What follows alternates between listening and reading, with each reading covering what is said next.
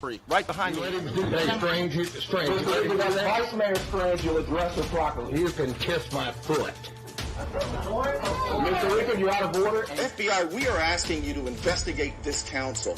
Please look into this council, how they award contracts, the bid process, how they use their positions to benefit their friends and themselves, how they use their positions to attack residents and critics and neighbors and business competition.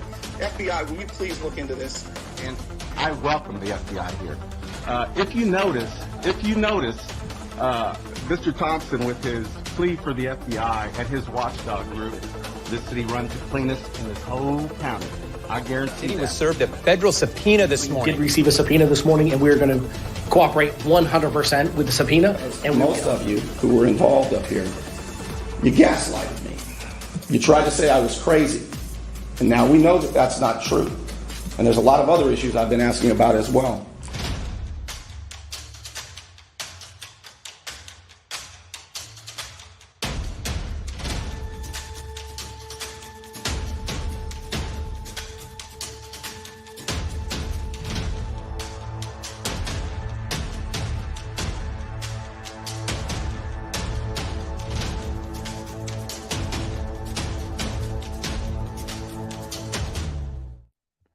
There's a lot of turbulence in Bay County right now, and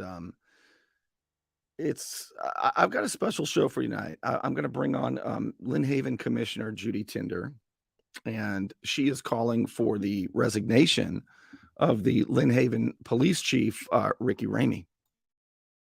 And as I was planning to do that today, on the heels of the evidentiary hearing on Monday and Tuesday involving the Lynn Haven corruption case, where you've got the former mayor, Margo Anderson, and the developer, James Finch, who federal judge Mark Walker brought in, and we had a big old hearing with all kinds of witnesses. And the hearing centered around whether or not there is vindictive prosecution, whether or not there is targeted investigations. Essentially, was Mayor Anderson and James Finch, were they set up?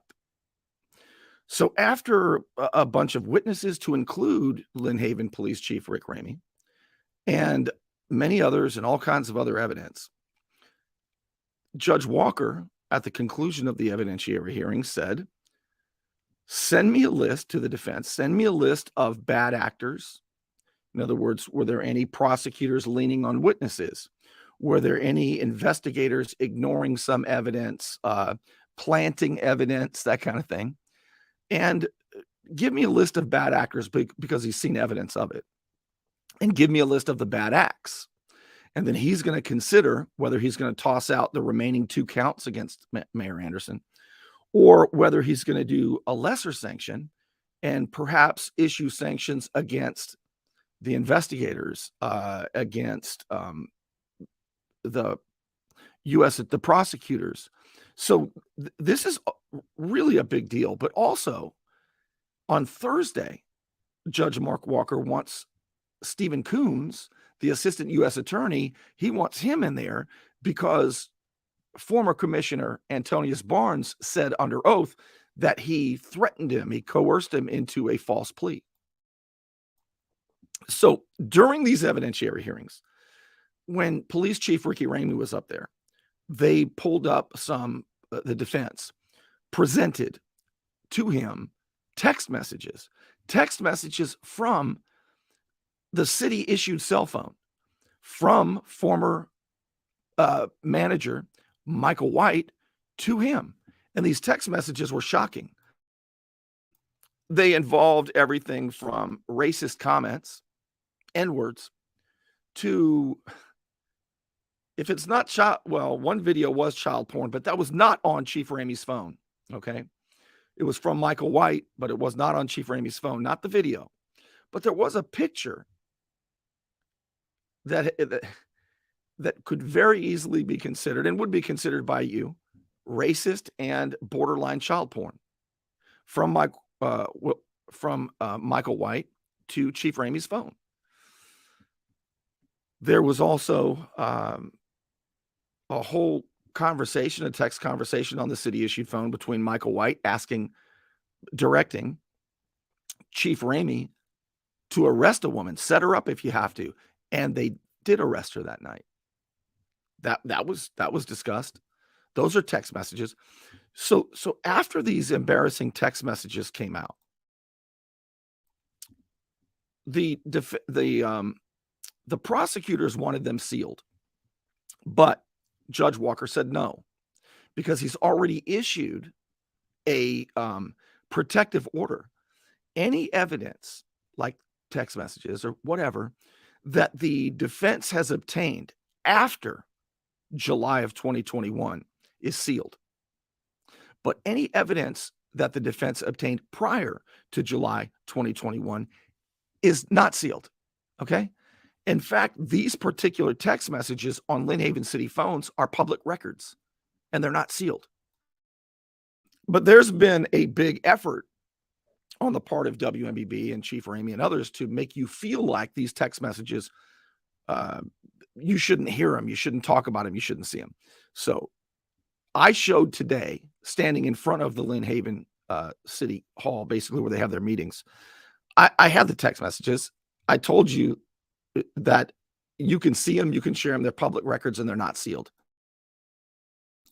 So any insinuation by Chief Ramie or WMBB that these are somehow sealed and it hurts the integrity of the case is not true, and I proved that today, okay? Because it is super important to preserve the integrity of the case. The defendants better not, and they know it, discuss anything that was sealed by that protective order by Judge Walker after July of 2021, okay? It's super important that the integrity of the case is not compromised, and it has not been, and these messages are from before that. All right, very important. So after all of these revelations in court, you've got a police chief who also, by the way, Michael White, the city manager, said, he was the first witness. He said, and the prosecutors did not deny it, that Chief Ramie had after the hurricane, had his motor on his boat worked on by Mickey White, owner of ECS, and it was billed to the city. That's FEMA money. Chief Ramie was not asked about that, and I guess that's because that's trial material. But it was very explosive testimony under oath. So you've got a lot of reasons to question whether or not Police Chief Ramie is fit for the job. And one commissioner, Commissioner Judy Tinder, called for his resignation. And I'm going to bring her on the show, and we're going to get some details about that and where it's going and how it's been right after this. You want to look good? You want to feel good? Little John's Big and Tall is where it's at. Right across the street from Sky's Pizza Pie, 5700 North Davis Highway. You can find out more online at littlejohnsbigandtall.com. He's also a member of the iTex trading community, where your iTex dollars are welcome. Don't let back pain and neck pain get you down. Find relief at Brown Chiropractic Center on St. Andrews Boulevard in Panama City. Dr. Sherry Brown helps people heal naturally with chiropractic adjustments and deep tissue massage. Call 769-3777. All right, let's bring on Commissioner Judy Tinder. Welcome to the show. Well, thank you. So you were also a witness at this hearing, and I mean that's nerve-wracking. I feel for anybody who gets put up there and asked, under oath by the defense, and then the prosecutors cross-examine you and so on and so forth about all of this. But it was amazing that at the end of the evidentiary hearings, Commissioner Tinder, that Judge Walker has called for a list of bad actors, and then we have what happened today, and that is after all of this exploration in this hearing about targeted investigations and vindictive prosecution, today James Finch's wife is arrested by Chief Ramie, his team, and it is an incredible charge about residue and a fingerprint I'm not going to get into that right now, but I'm shocked by it. And I think that it is definitely more evidence of targeted investigations and vindictive prosecution. So it's going to be interesting to see where that goes. But let's go back to you, Commissioner. Tell us why it is that you called for Chief Ramie's resignation, and I believe you sent a letter calling for that. Yes, I did. Matter of fact, on the evening of, I believe it was December 14th, I sent a letter to our attorney, of course, Mrs. Gaynor, the city manager, Ricky Ramie, and the commission. And if I can just read this to you really quick, it says it all. It says, I am writing this letter to you to request an immediate emergency city commission meeting for the purpose of the immediate dismissal of Lynn Haven Chief of Police Ricky Ramie. After the testimony given and the text messages produced during the evidentiary hearing on December 12th and 13th at the federal courthouse in Tallahassee, I am asking you to inform the rest of the commission at this meeting, as well as the residents of Lynn Haven, that it is in the best interest of the city of Lynn Haven that as the city manager, you will be asking to terminate Ricky Ramie for the following reasons.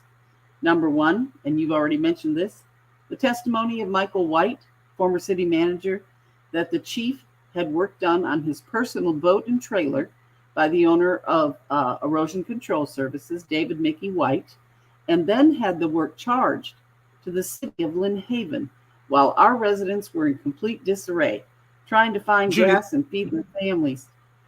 Judy, let's point out that ECS that Michael White said worked on Chief Ramie's boat, that's the company that defrauded Lynn Haven of $5 million in FEMA money.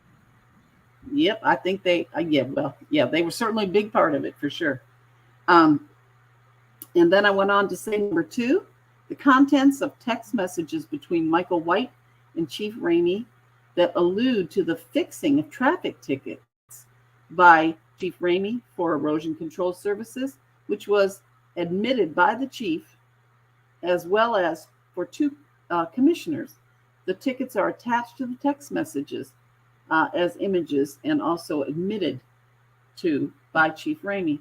Number three, the content of the text messages between former city manager and Chief Ramie, in which they were both angry because of comments made by me, a city commissioner, and my partner on social media concerning the placement of the activities of the city's Spring Festival on Florida Avenue at the opposite end where several businesses are located, including ours, on the corner of Florida and 19th. These appalling text messages, which include repulsive slurs, the vulgar language, while disgusting, it is so much more than this. It is LGBTQ hate speech directed at both myself and my partner, and contains language which defines the police chief's demeaning view of all women. When Ramie was confronted with these texts during the evidentiary hearing, he replied, was that he meant those comments not about me, but about my partner. Not me, as though that makes a difference. It makes it okay. Number four, the contents of other text messages between Michael White and Chief Ramie, in which Michael White requested a Smith & Wesson handgun that had been taken into evidence by the LHPD, and White's request of Ramie for an AR-15 that was also taken into evidence. And by the way, he's been asked about these guns before. I mean, where did they come from and everything, and nobody knew, but well, here it is. They were given to him. The regular contents, let me make sure I don't see anything here.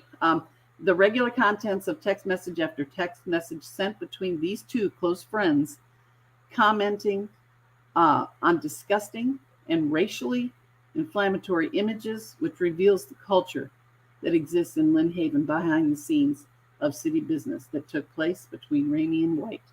such as an African American female child holding a sex toy in her hand with a nasty comment. And I don't care to read that for all the people, but it was nasty. He had images of gay African American with captions under them. And it is interesting, and I'm going to just say this, I got to inject this. Like you said, they asked him in court, do you consider this porn? And his answer in court was, no, she has her clothes on. Well, and we're talking about a very young, probably about an 8 yes. or 9-year-old black girl holding what they described as a sex object. And I'm just going to say it. All right. The caption said, "Mama, why does this popsicle taste like shrimp?" From Michael White to Chief Ramie. Yes. And then I also had a white man with his ankles hanging down, shorts. Just for a few examples. That's just a few examples. Number 6, text messages between Michael White and Ricky Ramie, where Michael asked Chief Ramie to set up and arrest an individual referred to as Franny. The next text confirmed that they set her up. Actually, the text said, set up her ass and took her to jail because Shell would be working that night and could make that arrest. All right, let me clarify this one, because this was clarified when you were gone. So what happened was, it turns out Francis is a guy. Francis was a friend with city manager Michael White. And Michael White introduced Francis to Chief Ramie and said that there was a woman who was stalking him. And so Michael White, on behalf of his friend, who wasn't getting along with some woman, had Chief Ramie set her ass up, I think is what they said, and they arrested a woman because city manager Michael White asked him to do that. That's how that went. So Francis is a guy, Mike White pointed out. Okay. And then I said, please schedule this emergency meeting immediately within the guidelines of state statutes of the timeline for informing the public and media. These activities have been happening in this city as documented by dates and times on the text messages by Ricky Ramie during the time period he was hired by Michael White as assistant police chief. And after that, he became chief. I also ask you immediately obtain the city cell phone used by Ricky Ramie for download, because Ricky Ramie may be involved in the current Lynn Haven case. Text messages from Michael White reveal close relationships between Ramie, Michael White, Chris Forehand, and former Commissioner Dan Russ. And the domestic violence was something they all knew about, and it was hidden from the entire commission, as well as White's relationships with former FEMA coordinator Amy Guy, while she was coordinator for the city of Lynn Haven as our rep. Amber Guy. Yeah. Right. Yeah, Amber Guy. I'm sorry. Yeah, I wrote Amy. We'll never agree on everything, my fellow commissioners, but we must protect our residents. That's what they deserve and expect. Commissioner Tinder, seat 4. So what's happened since this time is I received a email back from our city attorney. It's very, very, very interesting. Actually, I received one from Vicki Gaynor. She said, I'm not privy to all the testimony. I was under Judy, the rule Judy, of the judge. Judy, let's do something. Let me hold off on what the responses were, so that I can take just a moment. So take just a moment and thank those who allow me to do this. I want to thank our sponsors. It's a hot time in Florida, and my friend Ryan could make sure your air conditioning is running at peak efficiency. He could even install a new one, built to a higher standard, American standard. Find out more at pcairrepair.com. You want to look good? You want to feel good? Little John's Big and Tall is where it's at. Right across the street from Sky's Pizza Pie, 5700 North Davis Highway. You can find out more online at littlejohnsbigandtall.com. He's also a member of the iTex trading community, where your iTex dollars are welcome. Okay, so what was the response you got from your letter requesting that Chief Ramie is removed or resign immediately? Okay. From our city attorney, I received message says, per city code, an emergency meeting may be called by 3 commissioners. If Vicky and I get independent direction from 2 commissioners, in addition to Commissioner Tinder, we can coordinate a meeting. If not, we'll see each other at our next regular meeting. Meaning that 3 commissioners have got to request having this emergency meeting. At this point, I have heard nobody coming on board. So none of the other commissioners, the mayor, nobody else. Okay, so it looks like the next meeting is going to be regularly scheduled in January. Yes, that's what it looks like. I'm holding hope, but if it doesn't, I can't and I won't try to control the other commissioners. They're responsible for their own actions. I'd like to say they're all pretty responsible. So I'm holding out hope, because this says volumes. If we don't do this, we're leaving our residents wide open. Women will be, women, gay people, Black people are going to be afraid to go out at night in the city of Lynn Haven, because they don't know who they might run into as far as the police officers go. It's just not right, in my opinion. The commission has some work it needs to do, and we'll see where it goes. But this is not going away, is the thing. And looking at the trial, not the trial is set for the end of February, but looking at the hearing schedule, on Thursday, Mark Walker is going to be. He called an emergency hearing because he wants the prosecutor, Stephen Coons, who former Commissioner Antonius Barnes says threatened and coerced him with more counts if he didn't say that Finch bribed him. And by saying that to Judge Walker, he contradicted his plea. But think about this. He was willing to risk going to jail, it seemed to me, to say the right thing. And Judge Walker said, wait a minute, what? Asked the prosecutors. The prosecutors did not deny it. And so he called an emergency hearing. This coming Thursday, they're going to get to Judge Walker said, I'm going to get to the bottom of this. Can you imagine if you've got prosecutors leaning on witnesses for false testimony? Then there's going to be a hearing about, quote, bad actors and bad acts, talking about investigators and prosecutors. More evidence is going to come out. This is not going away. And you know what it seems to me, Commissioner Tinder, what it looks like to me is that, quite frankly, and I'll name them, Chief Ramie and maybe even City Manager Vicky Gaynor, but the corrupt people within Lynn Haven who are still there, it looks like they're in a sinking boat and they can't plug the holes fast enough now, and it's sinking quickly. Yeah, I agree. I agree completely to that. We had a commission meeting on Tuesday, and I did not have to testify on Tuesday. I was just there on Monday, and I was on the stand for maybe 30 minutes. All the questions they asked me are the same questions that Channel 13 asked me yesterday for their little news story. Isn't that a coincidence? Yes, isn't that? So, and I was just honest, and I have to say, that's one thing I never have to look over my shoulder about. If you ask me a question, you have to be prepared for the truth, because I'm going to tell you the truth. And I'll tell you what they tried to do to you. And it was established when you weren't there in court.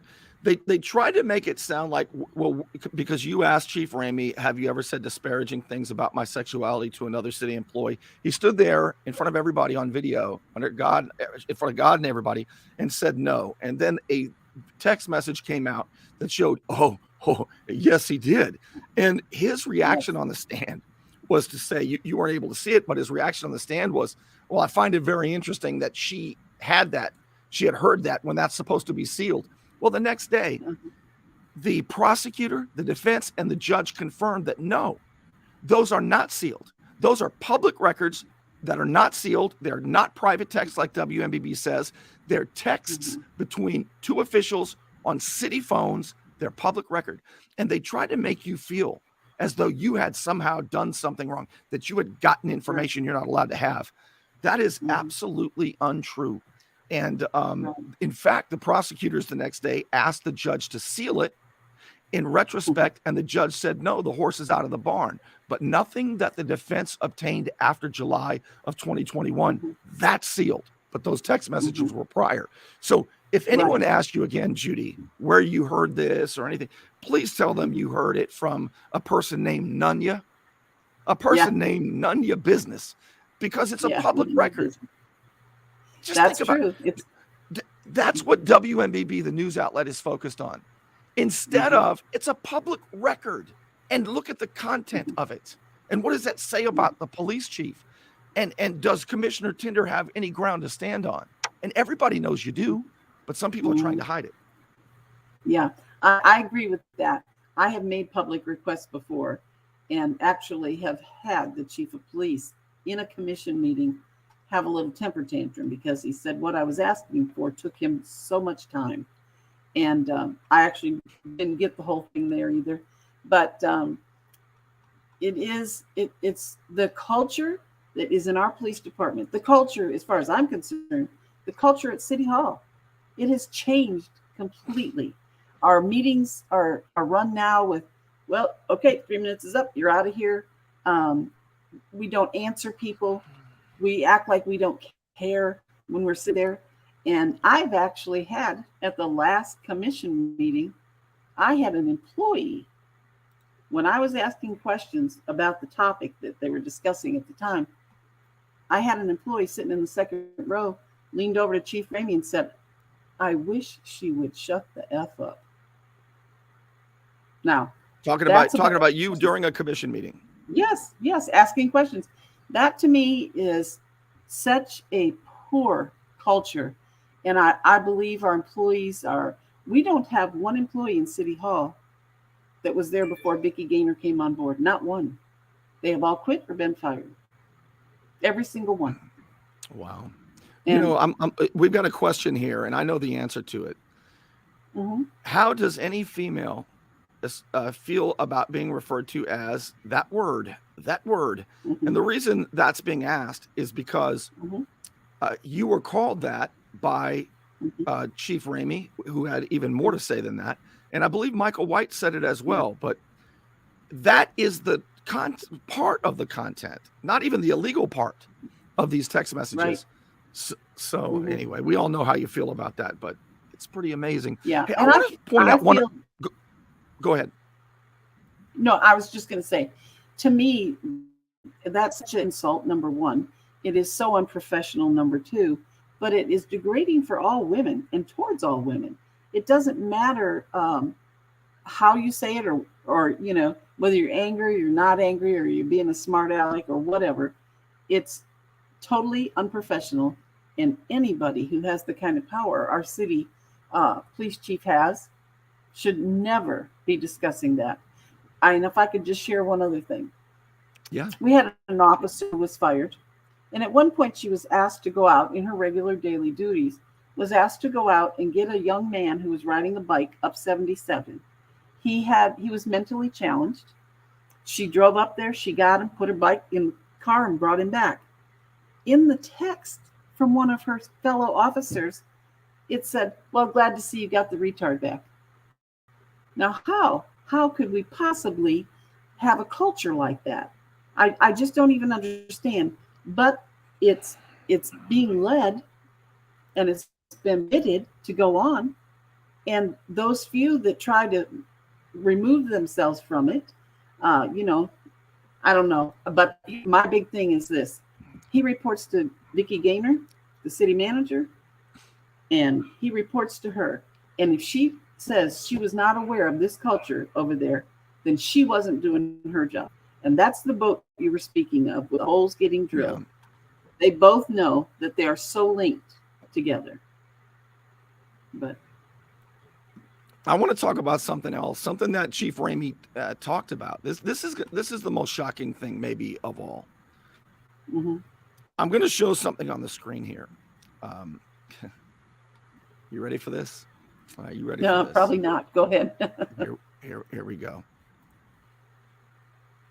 That is former city manager Michael White. That there is Chief Ramie.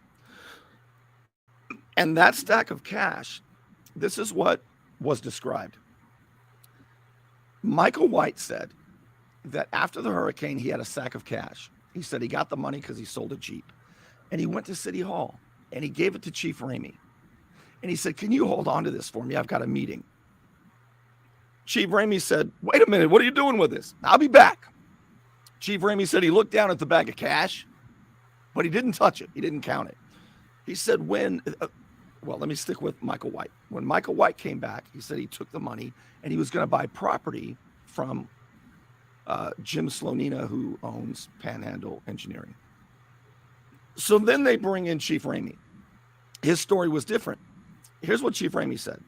He said, this is the chief of police under oath on Monday. He said that Michael White came in the office with a sack of cash, dropped it at my feet, left for a meeting. I said, "What are you doing?" He said, I'll be back. I need you to hold it." Left for a meeting and came back. Chief Ramie said, "I didn't touch the money. I just sat there and looked at it until Michael White got back." When Michael White got back, he asked him, "How much is in there?" And he said, Michael White said, like $35,000. But here's what I'm not clear about. What happened to the cash? Did Michael White take it back? Did he buy the property? Where's the receipt for the property? Where did the bag of cash go that was sitting with Chief Ramie and Michael White? Judy, nobody's asking that question. Are you kidding me? Yeah. Well, I'll tell you what, I also, I have the receipts. I printed them out. I have the receipts from about $250 worth of alcohol that Michael White sent some employee to pick up right after the hurricane. And the two you see on the screen here and whoever else wanted to join in could go over for drinks after work every night in the trailer that sat on the property. And I asked about that. Yeah. There's a lot we've covered here. Yeah, that's small peanuts, but they did all kinds of things like that. Well, I'll tell you this.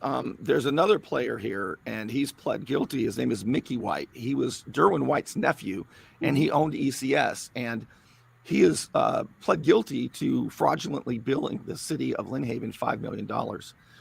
He said in a FBI official note, according to what we heard in the evidentiary hearing, he said that bag of cash, Michael White said it was 10 grand.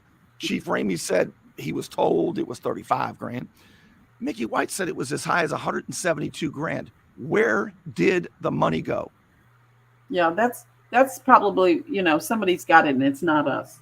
I asked the question at the last commission meeting. I asked the question. I said, when are we getting that $5.5 million back? And I said, and of course, then I said, when is anybody going to jail? But it's amazing to me that the citizens don't seem to care about that. And the way we talk about money, and it's coming from FEMA and what's coming from insurance and all of this is done in a way to keep you baffled. Now, I'll tell you who keeps, and I have to give him credit. Money man, Jamie Warwick, Commissioner Warwick, he is a money guy. And he keeps track of that kind of thing. And he asks those hard questions. And one thing I can say, we can always depend. If he tells anybody, nope, it's all good. Or I have a question about this or that. I trust his sense because that's what he did for a living for a long time. Yeah, and when you call him Commissioner Warwick, Jamie Warwick, when you call him Money Man, because he is proficient in accounting, like he can. That's what he does. He's very good at tracking the money and making sure the city's being responsible. And he was newly elected, and I think has been doing an outstanding job. He's also ex-military. Ex-military. He has a lot of integrity, and that's something that I count on from him.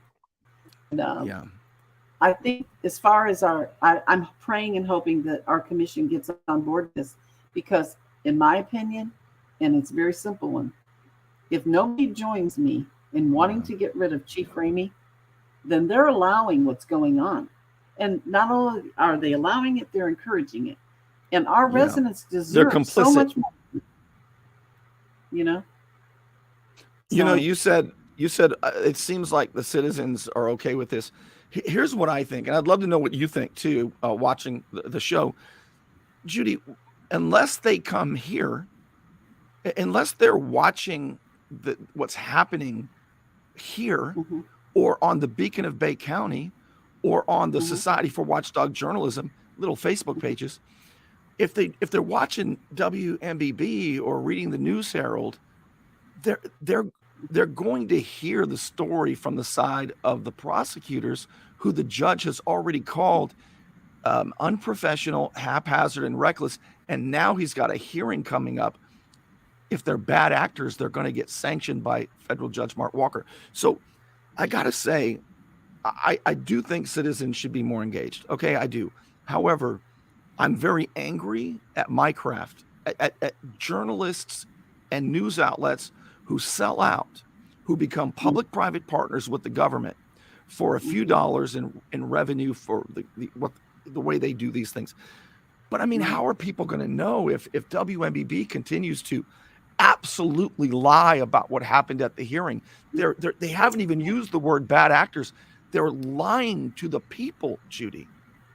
right. They are. They are. Well, this is my interview yesterday. She came to the cafe and asked, could you come out for 10 minutes and just talk to me? I said, what are we talking about? Because I didn't have any idea what she was going to ask me. I'm not sure, even at this point, why they came out. I guess it's because I sent the letter. But talk about wondering where records come from. I'd like to know how WMBB even knew that I had sent that letter the night before. Somebody called him and showed it to him. I mean, Right. how did they know? Right. Which is, there's nothing wrong with it. If I was sitting on the commission with you and I got the letter and I thought, let's give it to the news. I know somebody at the news, so there's nothing wrong with that alone. Right. But it's the totality of circumstances. It is how the same questions that the news outlets ask are the same questions that your critics ask, are the same things that are covered up. There's no question, nobody doubts this, that WMBB and Neves Media, who are partners, Neves Publishing and WMBB, and Neves, of course, is the local political machine in town. There's no question that they are corruptly working together to deprive citizens of what is happening for power and money. And how do we change that? I'll tell you one thing, Judy. I think as this continues, they used to say I was crazy, but it went from 64 counts down to 2. And everything I've said is true because I'm telling you the truth. And they are, I said this yesterday, they're like Ayn Rand, a quote that she had. She said, this is WMBB, I'm talking to you now. WMBB, I'm talking to you. You can ignore reality, but you can't ignore the consequences of ignoring reality. It's catching up. It's catching up quick. The hearings are coming. You're going to have to use the word bad actors. And when these actors are sanctioned by the judge, you're going to have to report it. You can only cover this up for so long. Your credibility is gone. The people want the truth now. Yeah, people do want the truth. And I get people coming into the restaurant every day and they'll say, can I just ask you one quick question? Well, before you know it, we're talking for 30 minutes because our culture's changed, not for the better. We try to keep things from our audience. We don't want them to know everything. And that's why they don't show up at meetings. Why would somebody want to go spend an hour or two and not even believe what they're hearing? And they can't ask, because if they ask, they're made to feel like, they shouldn't be asking. So we have to change the culture. We have to let them know that we work for the people.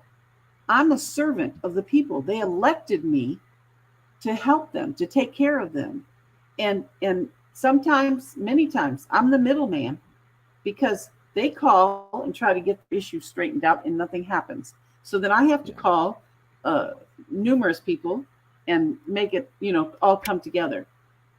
A very wise gentleman, and I've said this so many times, he's lived in Lynn Haven his whole life. And he came up to me after I was elected on my first term. And he said, Judy, do you know what your job is? I said, I think I do, is serving the people, right? And he says, your job is to protect all of us residents from City Hall. And when he said it to me, oh, that's kind of profound. And then I thought, oh, surely not. I mean, what do I have to protect them against? Well, let me tell you something. It comes to you real quick. It comes to you real quick. And being my age, I'm very frugal. And the older I get, the tighter I become. And I'm not liked for that very well, because we had the whole big discussion about James Finch and the design build and all of that. It made so much more sense to me to spend 15 million rather than 40. I mean, that just doesn't make sense. And yet we have money, and I'm gonna take a beating for this one. We have the money when we have baseball events and football events and signups and all these things. Lynn Haven puts on some of the most amazing functions for our families. This is true. But I've asked for invoices and find out that we spent $2,200 on some guy to walk on stilts and paint faces. $2,200. What we could do with that money, and that's for a 3-hour stint. I figured out it was $600 and some odd dollars an hour per person. Well, man, I want that job. Of course, I couldn't walk on stilts, but I mean, that is a lot of money. And I know it sounds so petty when they're acting like we have millions. We have millions. And we had a discussion just the other day about the new library. The new library. We had an amazing library on the corner there. We had that storm. We didn't so much as tarp it. We did nothing to it. Every book inside was destroyed. Memories for residents that had donated books in the name of their dead children and things like that called me and said, can you get them my books out of there? No, I couldn't. And so I asked the question on last Tuesday when I said, well, the new library, I asked the gentleman, when are you starting? We talked about when they're going to start the project and how much money it's going to cost. That in itself is crazy, because I said, are we going to have any books? I mean, real books you can hold. Yeah. And I was told 15,000.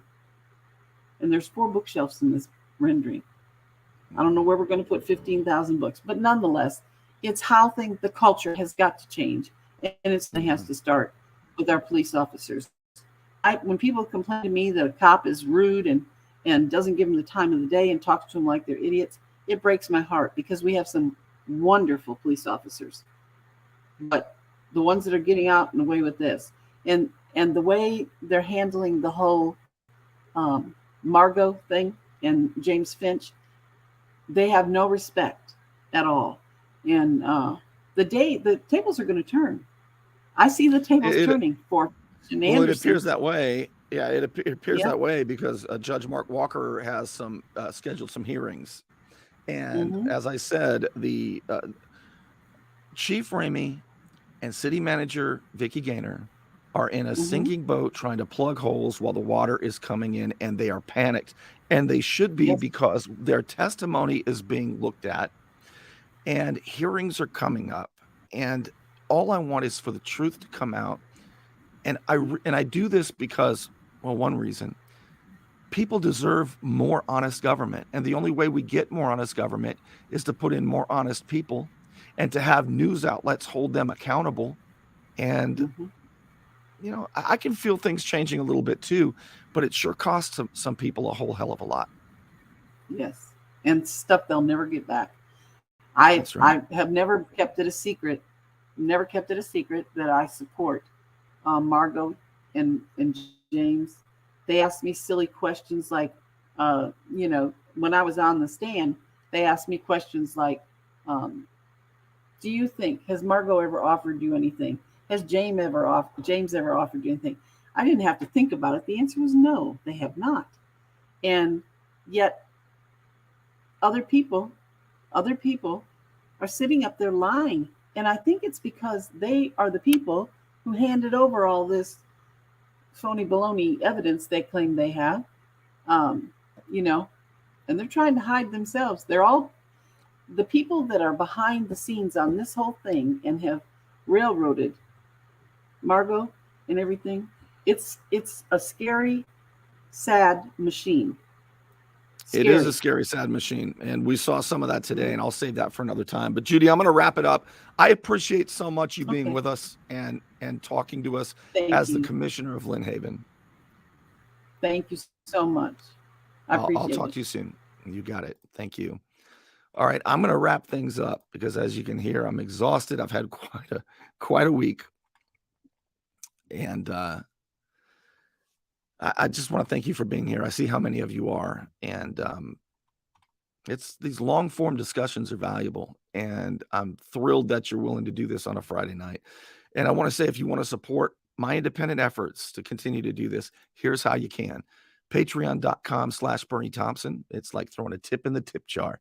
It's anonymous, it's easy, and it's free. And I want to thank, of course, the Unknown Patriot for your support of me trying to get the truth out. It actually is very dangerous, and it's going to get more so until this is resolved. But I'll keep telling you what I see. When I was on the radio one time, a lady called. This is probably a decade ago, and she said, it was quite a compliment, and I don't mean to pat myself on the back, I guess. Now I'm in the middle of the story. But I'm proud that the Beacon of Bay County, Jody Moore and I, went into that federal courtroom where there are no cameras and no recordings. Because if we had not gone there and done that, you would have only had WMBB's version of this, which has been a lie from start to finish. They are omitting. It's unbelievable. I wish you were in the courtroom and saw so you could know. But she said, Bernie, I think of the Bible quote where it says, go set forth a watchman and declare what he seeth. And that's what we were. We went there as your watchmen, and we're declaring what we see. And we're telling you the truth, the best that we can. And so thank you for being here. All right, I'm going to wrap it up. I will see you again very soon.